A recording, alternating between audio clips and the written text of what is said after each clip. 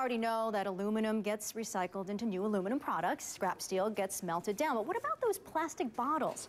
Miles O'Brien shows us why you may be walking around on the answer to that question.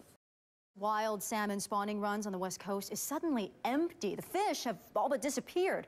Prospects for this year's catch are so bad, a lot of people want to ban salmon fishing altogether. Many of them are actually salmon fishermen. They say there's not much reason to go fishing if there aren't any fish. The Pacific Fishery Management Council is expected to approve tight limits on salmon fishing when it meets this week in Seattle.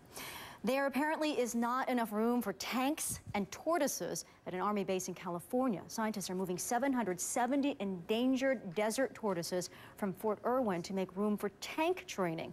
Two conservation groups are threatening to sue the Army, saying the relocation site is too close to an interstate highway. It's also a popular spot for off-roading, which will disturb the animals, of course. Federal wildlife officials and Fort Irwin lawyers say they've reviewed those claims and determined they're unfounded. The inquest into Princess Diana's death is over. What the jury ruled was the cause of her death. Plus this, police in West Texas announced an arrest in their raid on a religious compound. We just heard from... Hi there, this is Headline News. I'm Virginia Cha. Thanks for joining us. Well, Texas Child Protective Services have removed more children now from... Should sound familiar if you expect to pay more to fill up your car. Gas prices are up again.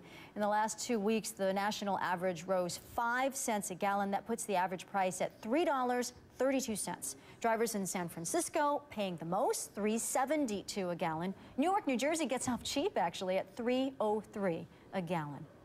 Well, you know the IRS conducts plenty of audits, right?